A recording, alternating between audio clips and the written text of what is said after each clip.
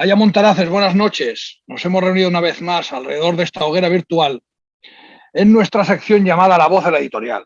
Hoy tenemos con nosotros a Miguel Ángel Vázquez, camarada de militancia azul, ¿no? Aquí hemos tenido militancia de muchos colores, para que luego digan que solo somos una única cosa, ¿no?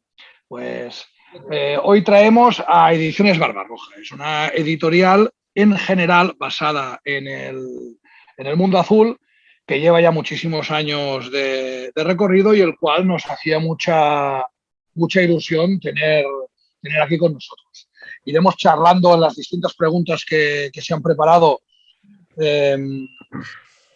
con su voz cantante, también porque desde aquí, desde Acción Literaria de Dunedain, nos interesa muchísimo también conocer el otro lado de la trinchera, ¿no? Es el mismo lado de la trinchera, pero es otra posición, ¿no? Es otra casamata, que son el mundo de las editoriales.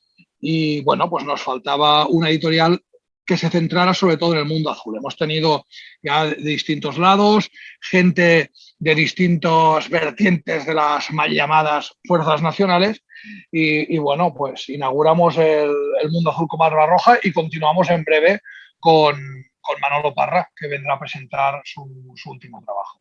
Muy buenas noches, Miguel Ángel. Muy buenas noches. Miguel Ángel, ¿qué te motivó a crear Ediciones Barbarroja? ¿Es tu primer intento? ¿Hubo algo anterior? Aunque bueno, ya es una editorial que tiene ya casi mi edad. Pues vamos a ver, esa es una pregunta que me ha sorprendido en el guión que me habéis mandado, porque en realidad nunca había pensado en ello. Y el tema es que yo siempre he sido responsable de publicaciones en todos los grupos en los que he formado parte, bien como militante, bien como asociado de base o lo que fuera. Pero la verdad, y esto es lo que me ha recordado el guioncillo, es que sí que hubo una iniciativa anterior y que precisamente me he acordado porque la impresión, la realización física de los libros se hacía en Barcelona, en la imprenta Ernesto Milá. Y ya no sé si estoy dando nombres de más y tal, os estoy hablando hace muchos años, 30 y muchos años, y se llamaba Publicaciones CCH, que publicó, entre otras cosas, la primera edición del libro, bueno, la primera edición después de las guerras y de las unificaciones forzosas y tal, de Pérez de Cabo, que fue el autor, vamos, el primer libro falangista, por entendernos. Pérez de Cabo, la Arriba España, estuvo desaparecido durante 50 años, y Publicaciones CCH, que CCH es Círculo Cultural Hispánico, o una de las variables de las siglas Círculo Cultural Hispánico, lo publicó, pues eso, hará 35 años. Entre otros titulillos. Y era efectivamente Publicaciones CCH. De ahí se decidió dar un paso más profesional, por decirlo de alguna manera, y ahí fue donde nació Ediciones Barbarroja. Y el primer título editado me lo recordaba precisamente Carlos Caballero en la presentación de su libro gordo, en el libro de los libros de la División Azul, que se llama La División Azul. Es que es uno de los que tengo de soporte. Cuando la presentación la hice yo, porque me embarcaron, porque el libro lo publicó La Esfera, y entonces, pues comentando, pues yo edité hace por lo menos 20 años a Carlos Caballero su primer libro, y me cortó en seco con una sala del Casino Militar absolutamente abarrotada, y dice, no, tío, te estás equivocando, hace 30 años. Con lo cual, Publicaciones CCH tiene todavía más tiempo. Y su primer libro era Escritores en las Trincheras, que era una bibliografía de los libros hasta entonces publicados de la División Azul, porque también tuvo un efecto llamada. Es publicar este libro y todos los viejecitos con sus memorias empezaron a publicarlas, y hubo una nueva eclosión y especialización incluso editorial en temas de la División Azul. Ese también es un pequeño orgullo. ¿Cuál es el volumen aproximado de libros y títulos anuales que saca la editorial, más o menos? Vamos a ver, pues 32 temporadas, que son las que llevamos, dan para mucho, y entonces ha habido todas las variables posibles. Ha habido años en que se ha publicado demasiado, con lo cual al año siguiente hemos dicho hay que hacer caja, porque si no esto se ha acabado, con lo cual no hemos publicado nada. Que habría que buscar una media, pues imagino que sería lo adecuado, y de cara al futuro es una cosa que me planteo. Pero que la realidad es que cuando tienes un buen título, pues que por planificación no lo vas a parar la difusión, con lo cual sigues alargándolo. No hay planificación, y mucho menos de novedades. Luego sí, está siempre el autor amiguete, oye, que necesito para puntos para el currículum, que me estoy jugando el puesto de profesor no numerario, que no sé qué tal, pues vale, se le cuela y tal. Pero si un libro funciona bien, que aguante todo lo posible. Es una opinión tan buena o tan mala como otra cualquiera. Pero es el sistema que llegamos. Por no dar una respuesta tan vaga como esta que estoy dando, yo creo que entre normales y ediciones especiales, por llamarlo de alguna manera, yo creo que sí que he editado 200 títulos. Barbarroja me refiero. Luego, aparte, he tenido una actividad profesional donde ahí los títulos salían como churros. Pero con Barbarroja calculo que alrededor de 200 libros. Con lo cual hacemos una media entre 32 años. Sabemos que durante la pandemia no se ha publicado nada, pues esa es lo que sale. Bueno, más o menos. ¿Y las tiradas de cuántos son más o menos? Cuando haces una tirada, que dices, de 100, Otra, de 500... otra. Y vuelvo a la respuesta anterior, que como llevamos 32 años, ha habido de todo. Entonces, uno de los problemas que nos contó aquí el de la biblioteca, el colega de la biblioteca del Guripa, que él sigue trabajando así, es la tirada en offset. Entonces, el offset tiene una historia que para que sea rentable tiene que ser elevada. Y si no tiene buenas ventas, te las comes con patatas. Ahora es otro método de edición. Haces tiradas que pueden ser cortas, en algunos casos, como os ha comentado en algunos de vuestros programas, especialmente cortas, cosa que me llama la atención, y que necesitas más, haces otra tirada corta, con lo cual no te pillan los dedos, ni tienes problemas de almacenaje, pero vamos a ver, por ejemplo, el libro de Paco Torres, que es, digamos, el libro estrella, y lamento saltar porque preguntáis específicamente por él, pero que digamos que es el libro estrella, pues a tiradas de 200 en 200, 300 en 300, hemos pasado los 2.500 ejemplares.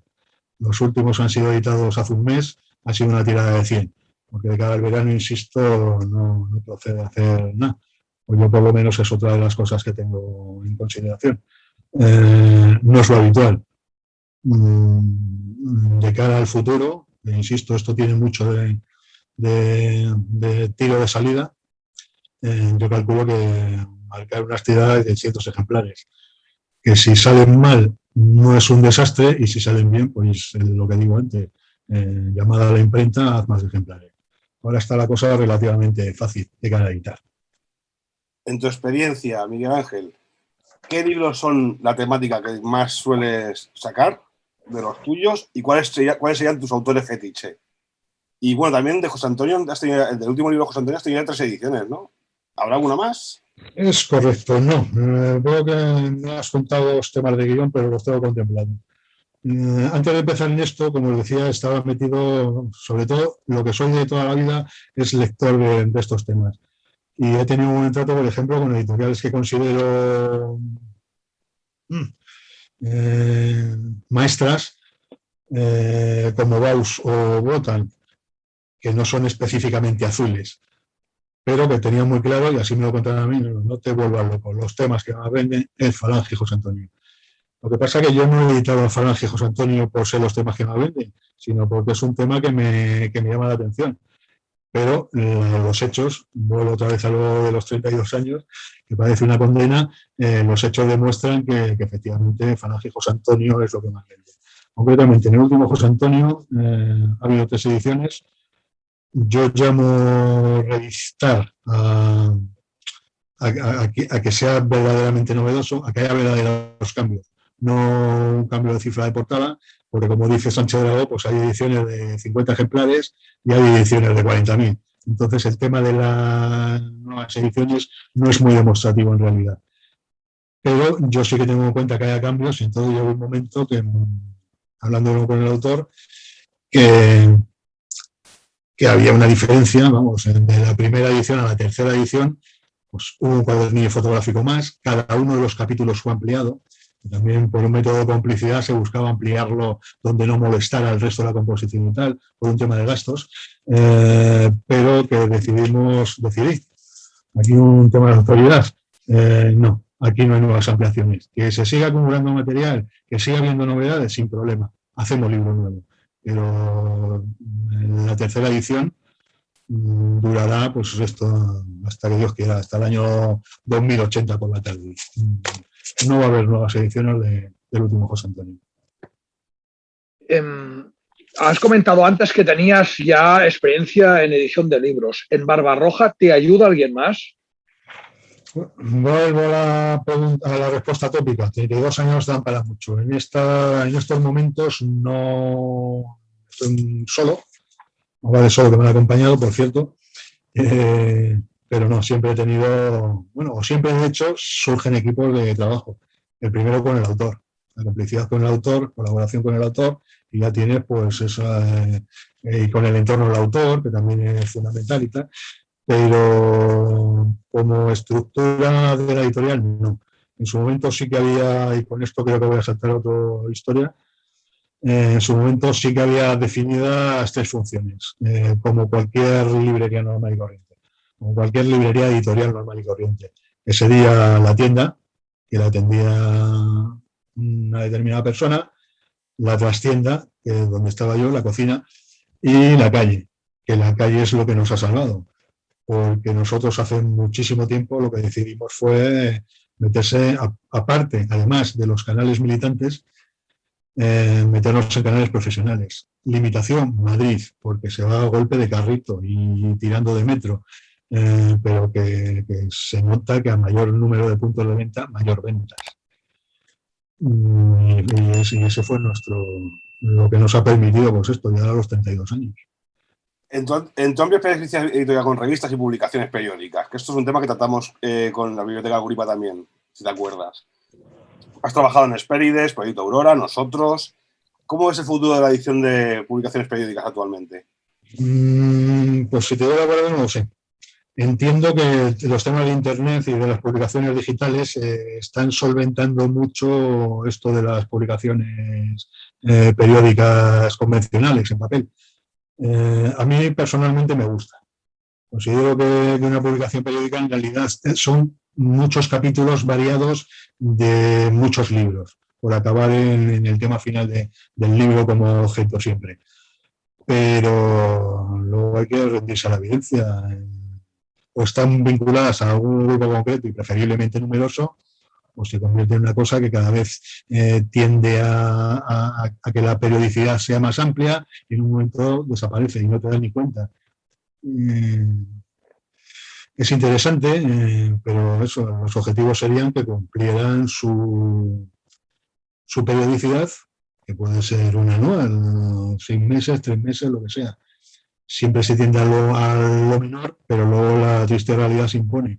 Y otra es objetivos claros, porque la realidad es que algunas de las publicaciones que existen en papel, que primero, por tema de costos y de calidades y de tal, resultan muy caras y te encuentras con que el 70% de los artículos son unas auténticas castañas.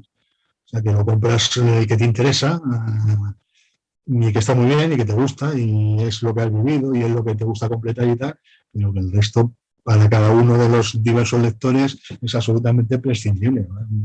Unos ensayos sobre geopolítica china que no sé a quién le puede interesar, sobre todo porque está muy superado. Bueno, junto con temas más convencionales. Yo creo que las publicaciones periódicas tienen que existir, tienen que ser cercanas, tienen que ser numerosas, para un público numeroso, tienen que ser divulgadoras y no plumbeas, porque para aburrir a las ovejas ya hay suficiente material. Lo que pasa es que, insisto, por todo lo demás, tienen un futuro, en el sentido de que ahora volvemos a lo de siempre, las ediciones pueden ser relativamente pequeñas, pero yo creo que una publicación periódica demasiado pequeña no sirve para nada. La acabas entre el staff habitual y amiguetes y familiares. Tiene que ser verdaderamente divulgativa y verdaderamente interesante. A partir de ahí... Bueno, el gran problema en muchos casos de este tipo de publicaciones periódicas es que los blogs, en la mayoría de casos, ya son la publicación periódica. Ese es el gran el gran problema. Lo que pasa, no sé si es la competencia, porque también los blogs están ya medianamente estudiados y pasa un poco, pues mira, con lo que pasará con esta conferencia o con cualquier otra. Y yo me he enterado hace relativamente poco. Efectivamente, lo mismo hasta pueden tener muchas visitas, pero que luego en realidad la gente lo que hace, hombre, cuando es gratuito, pues estupendo. Cuando es de pago ya te cuestan más, nunca mejor dicho. Pero la gente lo que hace es entra, cotillea en YouTube o en un blog literario, textual, vamos, escrito, y lo que hace es pegarle 4 o 5 cortes, se lleva una opinión general del artículo y adelante con los faroles. Esto no sé si es bueno o malo, en principio barato, pero que acumular o rescatar, por decirlo de alguna manera, porque ya en esto también hay experiencia. Hay conferencias mías, por el burro delante para que no se espante, que estaban colgados en las nubes estas de internet y tal, y que por la crisis del globalismo o lo que fuera han desaparecido.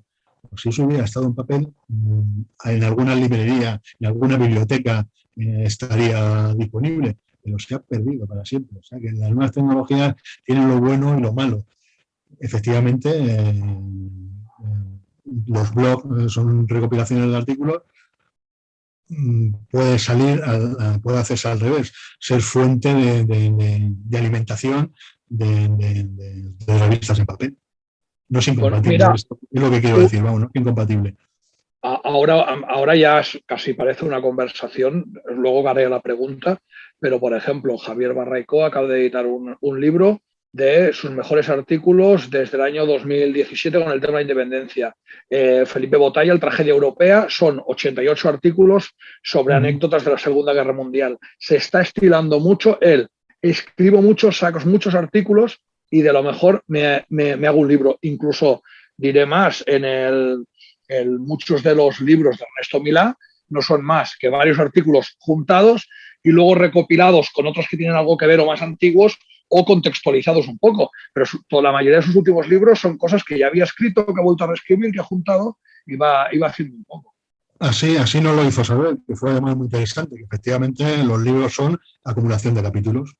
Es uno de los métodos, efectivamente. Pasándonos también el testimonio que para nosotros fue revelador del caso Ernesto Milá en Mimbes, con el tema de Amazon, ¿no? De que directamente ya ni pide los libros, sino que Amazon lo fabrica y te lo manda directamente a tu casa. Por dos razones. ¿Es Amazon el enemigo? Hablando en este sentido, y también en el sentido de que a veces los comercios habituales, las páginas web, las editoriales, acaban poniendo sus productos en Amazon y bueno, pues sí que venden más hoy, pero no sabemos si venderán más mañana o al revés. Nos pasará como con Internet, ¿no? Nos vendieron Internet como la panacea de la libertad. Cuando nos hemos acostumbrado a Internet todo el mundo, a nosotros nos capan. Puede ser que nos acostumbremos todos a Amazon al final y nos capen en Amazon también. Como te podrá confirmar Raúl, el que hacía la pregunta siempre al final de las intervenciones lo sé. Era yo. No me trates de usted, que me haces muy mayor.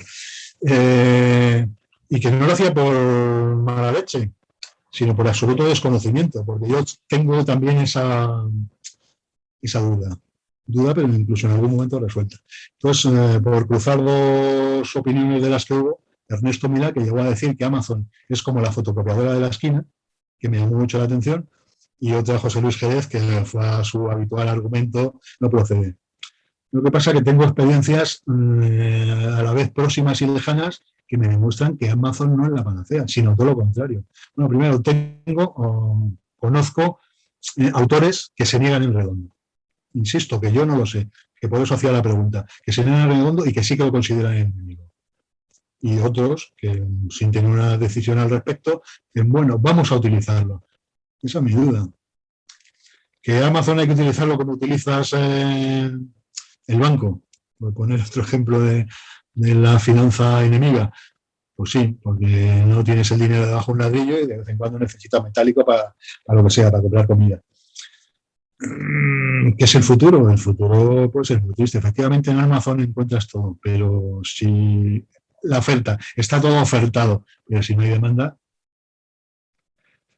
estamos en las mismas. Con lo cual, mi postura ante Amazon es un poco... que sí que lo considero el enemigo, pero bueno, de vez en cuando hay que utilizar al enemigo. en beneficio propio, cabalgar el tigre, que diría Ébola.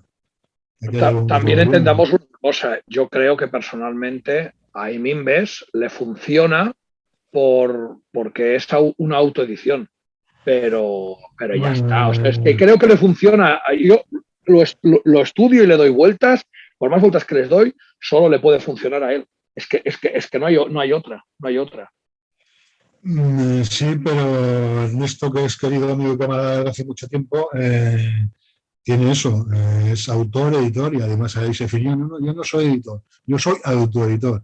Efectivamente, esto es un debate que teníamos, pues eso, desde hace los famosos 32 años, porque lo que se buscaba entonces era el editor autosuficiente. El que lo escribe, el que lo corrige, el que lo traduce, el que lo distribuye, el que lo vende, el que lo... Bien, pues Ernesto en ese sentido sí que lo ha conseguido. Lo que pasa es que algunas de las tiradas de Ernesto, yo siempre he querido publicar algo de Ernesto y no viene a cuento, al final no lo hemos hecho. Pero que algunas de las tiradas de Ernesto te quedas sorprendido y efectivamente edita muchísimo. O sea, que la RHF lleve ya, yo qué sé, 85, 90, vamos, ni en los mejores sueños de los camaradas de los 80. Pero que a cambio las tiradas son reducidísimas.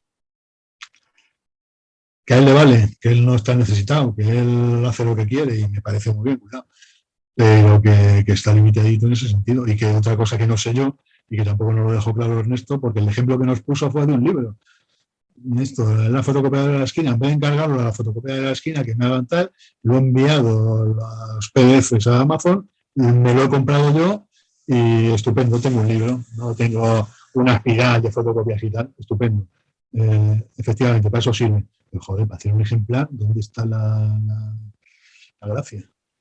Es que eso de la historia, es lo que decía él, claro, él vive de los derechos de autor de los libros que ha escrito en Planeta y cosas así. Esto es, lo hace por militancia o porque le gusta el hacerlo, no es otra cosa.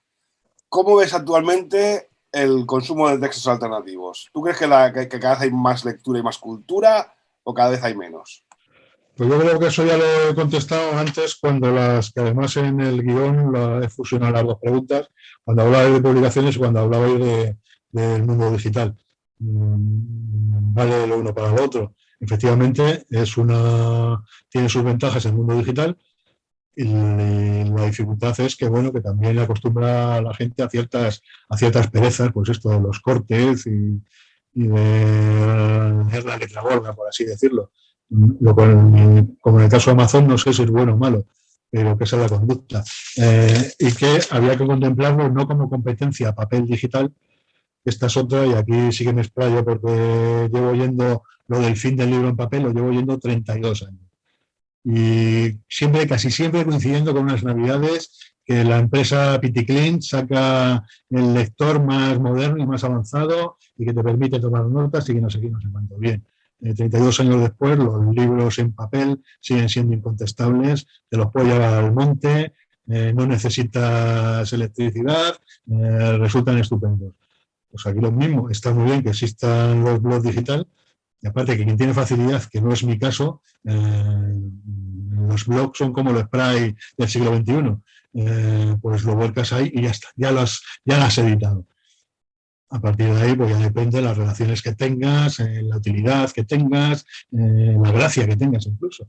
Bien, está bien que quien crea que algo tiene que perdurar, en principio lo plasme. O sea, el famoso, esto que me ha pasado tengo que contarlo, voy a escribir un libro. Estupendo, escribe un libro. La diferencia es que antes lo tenías en el cajón de la mesilla y ahora lo puedes colgar en un blog. Interesante. Pero que el objetivo último es plasmarlo en papel por aquello de lo clásico y que tenga una buena difusión, porque si no es como contar la batallita por un nieto.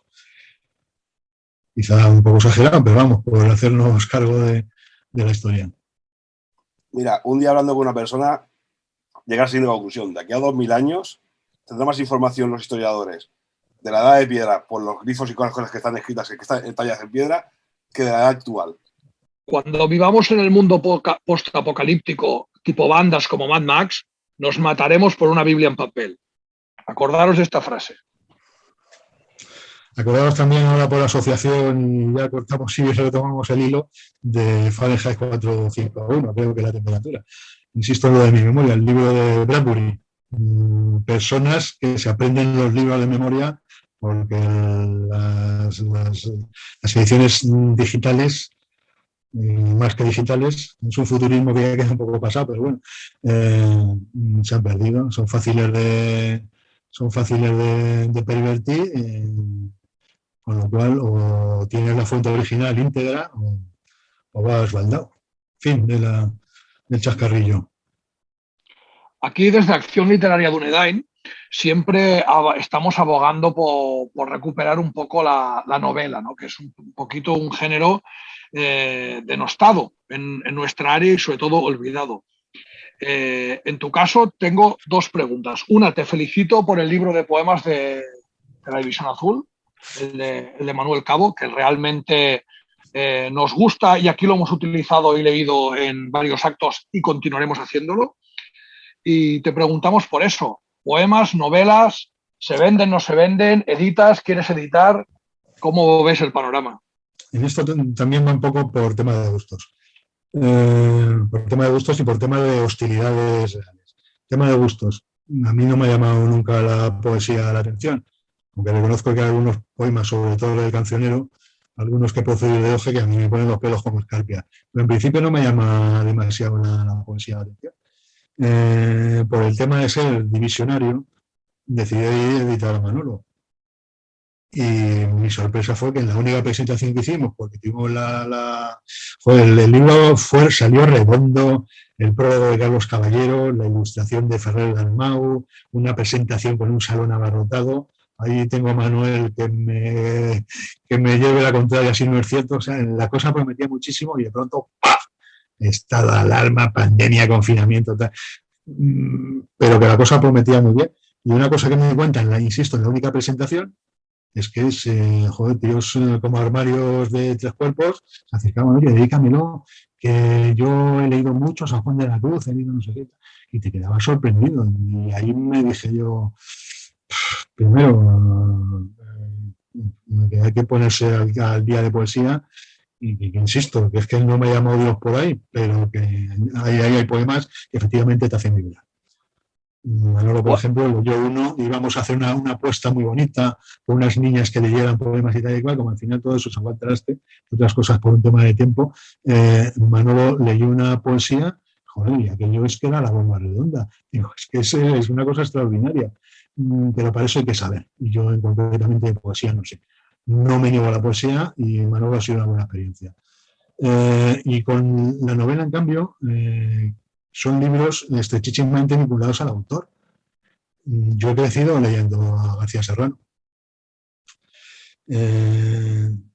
Alejandro Dumas, hijo, el de los 3 mosqueteros, decía que las novelas eran un clavo donde él colgar las historias. Y lo que pasa que ahora, en estos momentos, en estos momentos ya no lo sé. Yo alguna que otra novela que he publicado no ha salido mal, pero eso vinculada al autor, porque quería contar algún premio, que también hay de esto, de bueno, pues si nadie te lo edita, pues venga, te lo edito con el premio y tal, por hacer un poco de economía de mercado. Han salido bien. Como es una obra de ficción, en la historia real, o sea, esto me lo contaba Mauro Muñiz sobre la División Azul, cuando publicaba Dillo, dice, coño, si es que ¿para qué queremos guionistas y para qué queremos, si es que en la buena película no hay que añadir una sola ficción, cuentas lo que está contando este hombre y sale un peliculón tremendo. Concretamente se refería a Los prisioneros de Vadillo. Y efectivamente le doy la razón. Pero bueno, una anécdota que había apuntado aquí. Había un amiguete, querido camarada, que tenía una novela sobre existencialistas, iba muy sobrado, que tenía una novela sobre existencialistas en el mayo del 68 francés. Y como nadie la sacaba adelante, y entonces García Hispán estaba publicando cualquier cosa que salía sobre la División Azul, decidió convertir a los franceses en divisionarios españoles, igual de existencialistas, pero divisionarios españoles. Yo creo que al final no se publicó, pero que este es un poco el tema de las novelas, que puedes hacer, que si es bueno, si eres gracioso, si eres animoso, pues la puedes leer como divertimento. pero que si no, si la consideras un detalle histórico, da lugar a muchos errores. Otra cosa que tenía para deciros, y que ya enviaré las portadas y estas cosas, es que estoy preparando un libro, que ahora pensaba hacer así, pero no hay libro. Pero está ya acabado, está en imprenta. Y el libro que he hecho es una novela policíaca. El truco, que el autor es un querido camarada, falangista, Eduardo López Pascual, que domina absolutamente al antiguo profesor ya jubiladísimo y que en su primera vejez está haciendo cosas, pues eso, poesía, teatro, novela. Ha hecho muchos ensayos de tema político. Me pareció curioso, es un libro fresco, es un libro pequeñito, es un libro tal, y venga, adelante con los faroles. Y así de paso vamos engrasando maquinaria. Y es una novela de título, mientras tanto, el caso de la menor desaparecida. Con lo cual te quiero decir que efectivamente tengo muchas prudencias, la editorial tiene muchas prudencias con la novela, pero cuando el novelista merece la pena, se puede pensar. Hay que entender una cosa. Hay este tipo de novelas a veces que ficcionan, no son escritas por gente del área. Y eso es importante. Tienes la de José Antonio, el hombre que todos convirtieron en mito, de Pepe de las Heras, que es otra cosa. Realmente es explicar la historia con los datos veraces, o sea, novelado, pero no con ficción, sino novelado para hacerlo interesante. Sí, ¿no? Meterle diálogos, meterle posibilidades de que cosas sucedieran, pero cosas que no cambian el transcurso de la verdadera historia. Ahí está, ahí está. Sobre el tema de los poemas, me han chivado por aquí que el autor estaba aquí. Pues yo no puedo más que felicitarlo, porque vamos, el libro me parece una auténtica maravilla. En el último acto que se realizó a la División Azul se leyeron, creo que 4 poemas. Dedicamos uno a cada uno de los 3 últimos divisionarios que quedaban en Barcelona. Y luego creo que leímos uno general, no recuerdo cuál exactamente. Y en el acto que hacemos el sábado ya he seleccionado 3 más. La novela, ahí la novela, los poemas pegan fuerte, los poemas vuelven, los poemas son rápidos, audaces, viven el momento, dicen la verdad y se pueden leer en cualquier sitio. Y eso es absolutamente cierto, hay que volver a esa épica de recitar poemas. Si no, así nos irá. El mundo es demasiado rápido como para no pararse un momento y poder leer algo bonito. Podemos continuar. Una cosa antes de continuar, por asociación, insisto en lo de mi malísima memoria. En realidad sí que publiqué poemas, concretamente otro querido camarada, Demetrio Castro Villacañas, que escribió Carlos Caballero, una semblanza memorable. Demetrio Castro Villacañas, el soldado poeta falangista. Y entonces descubrí, tengo cierto trato con el hijo y con los sobrinos, descubrí que había un libro que editó en su momento como homenaje y que era una maravilla. Y entonces decidí hacer una chulada, no sé si chulada o no, pero quise, y fue un libro doble, por un lado el texto de Carlos Caballero y por el otro lado el poema de Demetrio Castro Villacañas, pero que es un poema de estos que te ponen los pelos como escarpias. No me acordaba, pero vamos, por así decirlo, el que ha desvirgado la línea poética de Ediciones Barbarroja ha sido Manu. Luego, okay. En tu historia, que es dilatada, ¿has hecho algún certamen literario o has organizado algún premio literario? ¿O piensas organizarlo quizá en el futuro? Pues las dos cosas. Montamos un premio Barbarroja, tampoco me acuerdo del título, lo que pasa es que solo una edición. Hemos participado en otros, se nos ha pedido que participara y uno de los parte del premio es la edición del libro o de la obra premiada y tal, correcto, hasta ahí sí, pero ahora estamos, si no sé por qué hablo en plural como el Papa, estoy metido en un proyecto que es rescatar a ver el lenguaje, para no molestar a nadie, una iniciativa que no llegó a realizar la famosa y autodisuelta plataforma 2003, que es el premio José Antonio. Sorprendentemente, José Antonio, yo creo que ha sido la persona más citada en esta que empieza a ser larga charla, sorprendentemente no tiene premio. Y los premios que tuvo en su momento, unas auténticas birrias. Y entonces uno de mis objetivos, una de mis propuestas es estudiantes universitarios, tesis de fin de grado, tesis de fin de carrera, tesis doctorales sobre el tema, pues mira, todo lo importante que se pueda, remuneración, la edición del libro y plegarse, atraerse a jóvenes al ambiente. Hay muchos, entras en internet y te das cuenta que hay muchísimos trabajos sobre el tema que obviamente tienen que cumplir las pautas de lo políticamente correcto y que esto es fascismo, esto es extrema derecha, esto es reacción, esto no sé qué, esto no sé cuánto, y te das cuenta que lo están contando, que esa es la introducción, pero que a continuación ya empiezan a hablar de, bueno, se puede considerar la falange y el pensamiento de José Antonio como el último regeneracionismo español. Bueno, pues quizá para una tesis doctoral de estas, aprobada con apto cum laude y todas estas cosas, si se le dan unas palmaditas y unos euritos al autor, se le dice que pula un poquito el tema y la información que aporta es muy interesante. En algunos casos desconocidísima por hiperlocalizable. Joder, la historia del Frente de Juventudes de Cuenca. Pues para los conquenses será una cosa maravillosa. En general, pues quizá no tenga demasiado interés, pero que hay otros, joder, la idea de nación, el pensamiento de José Antonio. Bueno, pues eso es una tesis que existe por ahí. Vamos a ver si primero se recopilan, luego se pulen o no se pulen y luego se editan o no se editan. Esto con lo que hay. Y a partir de aquí, pues ir a las facultades de historia, a las facultades de políticas, a las facultades que sean necesarias. Y lo mismo si pones un cartelito tanto virtual como físico en el tablón de anuncios de premio José Antonio Primo de Rivera, 3.000 euros, no sé qué. Pues a ver qué es lo que pasa. ¿Crees que con la nueva ley de apología del franquismo va a perjudicar a los textos de tu editorial y otras editoriales en general, acusándolas de apología? Estoy convencido de que sí. Pero no solo a mi editorial, sino a, y lo que es peor, a todas las editoriales del mundo mundial, porque se pliega para no tener problemas. ¿Cómo afrontarlo? Es lo que no sé.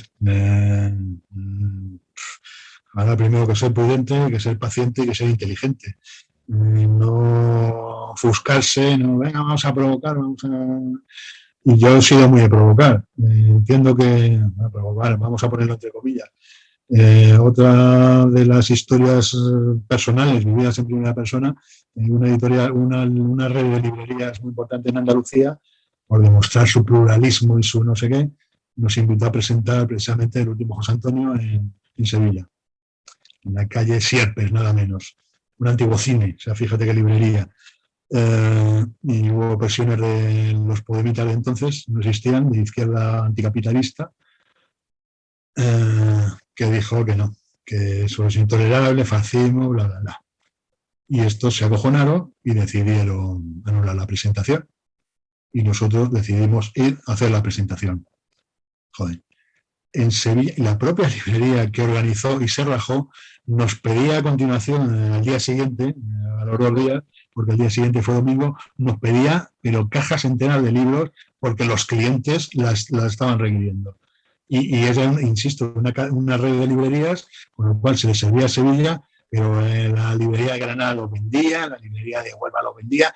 Resultado, gracias a un escandalillo, la cosa fue gloriosa. Pero claro, esto es otra cosa, que ya te enfrentas con la ley con medidas tan ambiguas como delito del odio. Vamos a ver, ¿qué es eso de delito del odio? ¿Quién tiene el odiómetro? Este señor me cae como una patada en los huevos, o estas ideas me parecen nefastas, pero no las odio. Me son absolutamente indiferentes. Entonces, esta ambigüedad es lo que es preocupante, sobre todo porque todas estas historias calculo que se van a producir a instancia de parte. Entonces, como hay gente que tiene mucho tiempo libre, hay mucho policía del pensamiento voluntario, pues calculo que dará problemas. Pues habrá que en su momento tomar las medidas adecuadas. A mí lo que contó también la biblioteca del Buripa, de irse a editar a Portugal, puede que con eso se gane tiempo, pero Portugal va a caer en una ley muy similar. No lo sé. Insisto, si la pregunta concreta es si va a afectar negativamente, estoy convencidísimo que va a afectar negativamente a la producción de las editoriales del ambiente, de las editoriales generalistas y lo que es peor a la historia. A la historia en letras mayúsculas, a la historia en general. Todos a Italia. Mire, yo tengo una cosa clara. Si un mundo asqueroso como este prohíbe un libro, es que ese libro dice verdades. No tengo nada más que decir sobre el tema. Continuamos.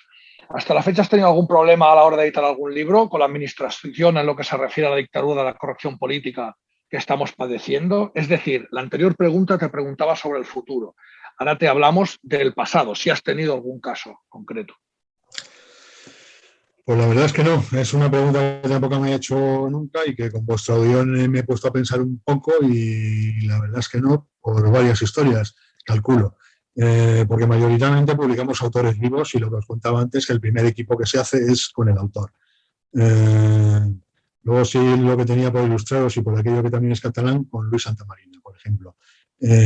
Uno de los problemas no es el establishment o lo políticamente correcto, sino son las familias. No fue una agradable sorpresa, sí que fue una sorpresa de que Luis Santamarina tenía dos familias, una en Barcelona y una en Santander, aunque luego vivía con su perro Canelo, un tipo muy peculiar. Pero el tema es que una de las familias que tenían en Barcelona una academia de música no tuvo problemas en cedernos los derechos. Bueno, pues es un resquicio donde agarrarte.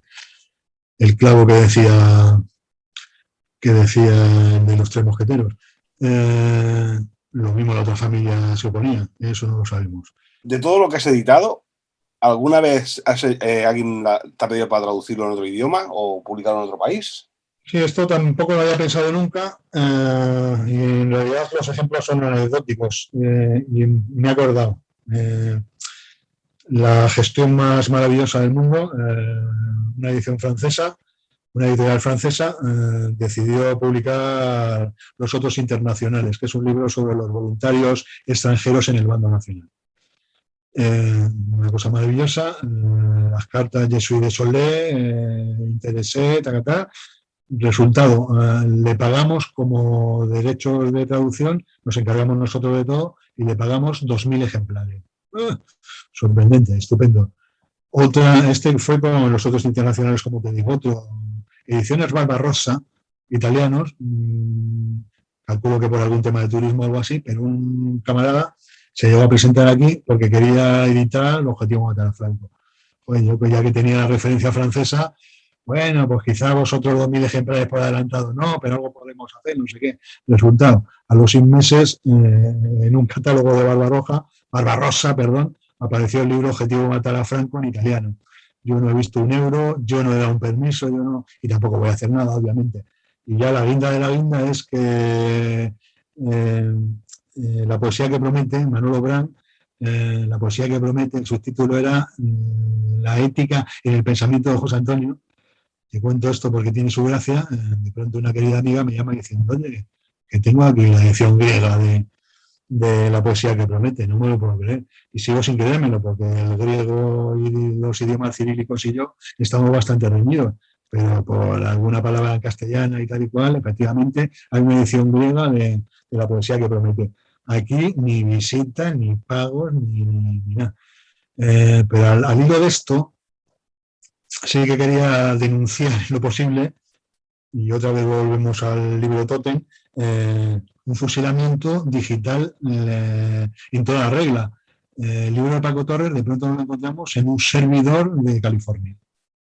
El libro de Paco Torres, cerca de 700 páginas, puede que por admiración, puede que por enajenación mental, un señor, no lo conocemos, es una referencia, no lo sé, digitalizó perfectamente todas las páginas de la primera edición del último José Antonio.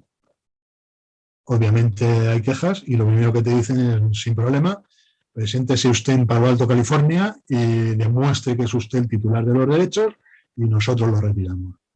Vale, pues la próxima vez que vaya a vacaciones a Cancún, cojo un desvío y vamos a Palo Alto y tenemos unas palabras. Yo creo que si lo tecleas y lo buscas bien, sigue estando un absoluto fusilamiento en perfecto castellano, en perfecto PDF del último José Antonio. Y esto me parece bastante más grave que el no pagar derechos por una edición de cualquier otro título. De todo que es un libro vivo, insisto, que por eso creo que hay un factor de que lo haya hecho, una admiración sublime. El resto de los títulos, ya estuve mucho tiempo navegando por sus páginas y tal, eran tratados de latín y biografías de César y de pronto el último José Antonio. Imposible meterle mano. Pues ahí debe seguir andando.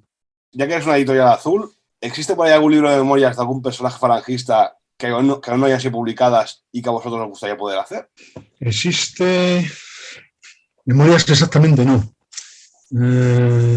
Existe un catedrático de la Universidad de Granada, fallecidísimo, combatiente divisionario y tal. Espérate, estoy dando esta la explicación porque no me acuerdo el nombre hasta estos momentos. Sánchez Diana de apellido, José María de nombre. José María Sánchez Diana, que escribió en 11 volúmenes, creo recordar, una biografía de José Antonio. Conseguimos el libro a través de un sobrino que es camarada. 11 volúmenes, pero que había que pegarle un pulido, debía seguir algún sistema de fichas y tal, y entonces la misma información se repetía en varias partes de los 11 volúmenes, pero exactamente con las mismas citas, con las mismas palabras. El tema es que sí que lo conseguí, y lo que hice fue regalárselo a Paco Torres, porque controlaba absolutamente todos los artículos publicados hasta en el último periódico de la localidad más humilde donde el movimiento tuviera una publicación. Si hablaba de José Antonio, él lo había pillado. Y esta es la obra... Ha quedado, obviamente, José María Sánchez Diana lleva ya muchos años muerto y el trabajo es anterior a su muerte, lógicamente, ha quedado ya muy superado por todo lo posterior, pero que eso es una maravilla, por lo menos como fuente de datos. Simplemente, o mejor dicho, simplemente como fuente de datos. La obra es impresionante. Y además hecha en Olivetti 45, tal, o sea, aquel ordenador ni existía ni se lo contemplaba.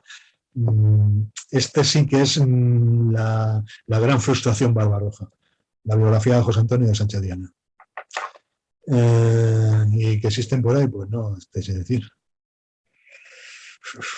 Otra de las historias, que no sé si ahora me vais a preguntar por ella, por proyectos y tal, es que una de mis frases míticas, que di en una conferencia en la Vieja Guardia, que viene a decir, bien, estamos en una situación tan triste que tenemos más muertos que militantes. Yo considero que hay que hacer un homenaje a los muertos. Y nuestros muertos, donde fomentaban las ideas, eran en publicaciones periódicas. Resultado, vamos a rescatar textos de los 40, de los 50, de los 60, y hubo una participación que dijo incluso de los 70 y de los 80. Pues es verdad, vamos a rescatar a todos los que nos han precedido, simplemente por justicia, por decoro.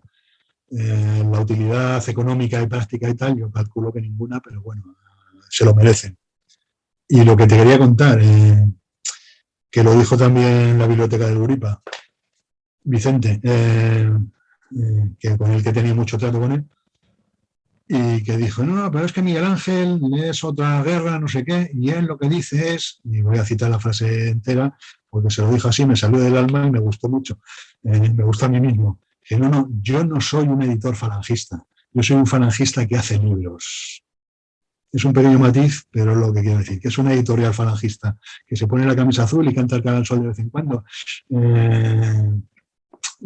Esto sobrepasa con mucho la galaxia falangista, en el sentido de que hay autores falangistas, tanto historiadores como escritores, como periodistas, que tratan de cualquier otro tema. Yo qué sé, Manuel Halcón tiene una novela sobre un señor que se pasó en un prostíbulo toda la guerra y tal. El universo falangista es bastante más rico que el de la propia falange, o incluso el de la propia ideología. Insisto en lo de antes, yo creo que todos estos hay que rescatarlos, o por lo menos contemplarlos, porque hay cosas que son, por ejemplo, la biografía esta de José Antonio Sánchez Diana, que hoy en día, lo que hemos estado hablando a lo largo de toda la noche, se podría hacer una idea reducida y tal, y se podría hacer, se podría informatizar, se podría corregir, se podría tal. Si hay otras cosas más divulgativas, más novedosas, más bonitas, más trabajadas, más recientes, pues a que hay que optar, hay que optimizar recursos. contemplarse se contempla todo. Efectivamente, el universo, lo reconozco, que el universo falangista, no te hablo ya de las falanges actuales, que eso sería para charlar de comer aparte, el universo falangista todavía puede dar sus frutos y es una mina. Es el término, es una mina donde hay que recuperar muchas vetas y que algunas pueden ser verdaderamente sorprendentes. Y es el futuro de los textos como editorial. Ya sea hablando de José Antonio de la Falange como historia, o quizá el futuro y actualizar la ideología. Es una pregunta trampa. No No lo es sé. amigo tuyo. Te quiero decir, no, ya, sí lo he leído. Yo es que considero que no es incompatible una cosa con la otra. Lo que pasa es que hay que hacerlo. Y esa no es tarea del editor. O sea, yo animo, yo colaboro, yo soy muy cómplice. Anda que no hay por ahí textos sin nombre o con seudónimos que en realidad son míos. Cuando he tenido vida en Facebook, que es una cosa que también habría que echar de comer aparte, ha habido debates de cierta altura junto con la vulgaridad más extrema. Yo creo que hay campo para todo. El asunto es eso, que hay que priorizar, que hay que pulir, que hay que ampliar, que hay que actualizar, que hay que anotar, o que sería lo ideal por lo menos. Coger un texto rescatado, yo que sé, de un boletín del SEO de los 40, convertirlo en páginas de libro y publicarlo, pues es una cosa relativamente fácil. La utilidad es lo que yo no sé. Pero si quiere dar un paso más, venga, vamos a comentarlo o vamos simplemente a analizarlo. Esto me ha pasado también. Tengo también un proyecto de revista muy en barbecho y entonces, para no volvernos locos y por aquello de recuperar a nuestros muertos, pues está muy bien, pero habría que hacer alguna anotación, porque cuando David Hatto, que es el ejemplo concreto, hace, no, pues esto ya no puede decirse, del marxismo ya no puede decirse esto, desde que la Falange está gobernando. Bueno, esto en el año 42, en plena efusión triunfalista y con una fuerte presencia azul, sí que podía decirse, pero eso lo lee un treintañero en el 2021 y dice, a ver, que la Falange estuvo en el poder y que ya que ha combatido revolucionariamente al marxismo gracias a tener ministros en el gobierno de Franco. Todo esto es muy... Si alguien lo hace, cuidado, si alguien lo hace, pues bueno, se puede ver, se puede analizar y debería hacerse. Pero si no lo hacen, pues por lo menos rescatar el texto. Pues eso es lo que pensábamos hacer con Luis Santamaría, un prólogo que cuenta un poco quién es el autor y tal, pero no empezar con anotaciones de precisión doctrinal. Es que creo que el problema que viene por aquí, que también hemos comentado en algún otro concilio nosotros, es que ya a todos los pensadores o que puedan haber ahora actualmente, pasan ya de los 40 y algunos de los 50 y todos pintan canas ya. O sea que no está saliendo una nueva generación que aporte algo nuevo o que No hay herencia generacional, pero vamos, aquí estamos entrando ya en otras categorías, en la categoría ideológica, y que yo soy falangista de los de por la patria, el pan y la justicia, muy elemental. Pero el triste tema es que no hay relevo generacional y que lo que hay, si es que hay alguno, que alguno hay, esto lo que hablábamos antes de tesis, pero por simpatía o porque mi padre era, porque tal, todos son cortapisas y todos son problemas, con lo cual conviene ser prudente, sobre todo cuando se es joven con toda la vida por delante. Bueno, pues dos cosas antes de acabar. La primera sería las novedades y también datos de contacto, si ya sea que tengas una página web o que tengas alguna tienda online o algo, o un correo electrónico y que pases todavía el catálogo, aunque sean por mail o algo. Bueno, pues como proyectos guionizados, para que no se me olvide, fundamentalmente tengo, ya lo hemos hablado antes, una revista de recuperación de textos históricos, por llamarlo de alguna manera. En realidad los textos no son históricos, porque no tratan de historia, sino de doctrina, pero no es doctrina de actualidad, sino que es doctrina joder, lamento utilizar estos términos, de metafísica falangista, pero de auténticos maestros de doctrina falangista. Eso por un lado. Revista, que porque me preguntabais antes por revistas en las que participaba tal y cual. Luego, otra de las líneas es la recuperación de lo que pongo con muchas comillas de grandes éxitos. Llevo 32 años en esto y hay títulos inconseguibles, interesantes. Vale, vamos a hacer una edición comentada o no comentada, anotada o no anotada, pero que merecen también, como los más históricos, Barbarroja ya empieza a ser historia de lo azul. Entonces, otro de los puntos es este. Y otro de los proyectos es pues, una de mis negaciones personales y generales de Barbarroja, que es la presencia en Internet. Se ha intentado varias veces, ha salido todo fatal y habrá que volver a intentarlo. Volvemos antes de la pandemia y una de las cosas que quiero es recuperar el libro de Manolo. Otra de las cosas que quiero es un libro que quedó, y este tiene todavía más tiempo, una antología homenaje que se hizo a Rafael García Serrano con motivo de su centenario, que el centenario creo que ha sido hace 4 años. Y aquí el problema es que teníamos mucho original, porque los que lo hicimos, y me meto yo en el saco, somos García Serranistas vocacionales. Estamos hablando, que os conozco, estamos hablando de Rafael García Serrano padre. Y teníamos, yo qué sé, 1000 artículos que en realidad García Serrano, Rafael, debe tener 100.000, con lo cual 1000 es una mínima parte, pero es que 1000 metidos en un libro es demasiado. Entonces aquí el problema era que había que pulir, que había que quitar, que había que... Todo eso sí, perfectamente fichado, por épocas, está muy bien trabajado, no lo he hecho yo he facilitado documentos y artículos y tal, pero esto quien lo ha hecho es un profesor universitario que sabe el tema, y que es un tema pendiente y un tema que acabará saliendo. Y otra cosa que os acordaréis o no, de la película de Almodóvar, iba a decir, de Amenábar, sobre Unamuno, el incidente de Salamanca. A raíz de eso, un profesor de la Universidad de Salamanca dijo que tengo documentación y procedente del hijo de Unamuno, que es el gran desconocido en todo esto, que da una nueva, que en realidad poco aire nuevo hay que dar, porque existen unas fotos donde a la salida del Paraninfo está Miriam Astray saludando tan ricamente a Unamuno, que se va a meter en el coche con la mujer de Franco. Y una imagen en estos casos sí que vale 1000 palabras. Pero bueno, esto tiene documentación, sirve ya de paso para hablar del Unamuno ideológico, incluso de sus influencias en José Antonio y en la Falange, que las tuvo importantes, y es otro de los proyectos que quiero que salga. Pues esto, no mucho tardar, de aquí a fin de año. Que las cosas van bien, saldrán más. Que las cosas van regular, saldrán estos. Y si las cosas van mal, pues ya, como tengo que ir a Barcelona, ya me invitaréis a comer.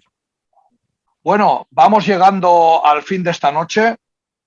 Creo que es uno de esos concilios en el cual quien no lo ha vivido se va a arrepentir. La mayoría han sido anécdotas jocosas y divertidas, las cuales, como siempre, serán censuradas. Posiblemente estamos ante uno de los concilios más largos, pero que aparecerán más cortos de la historia. Así que, señores, ya sabéis, para otra vez haber acudido, y solo el que estuvo sabe lo que pasó.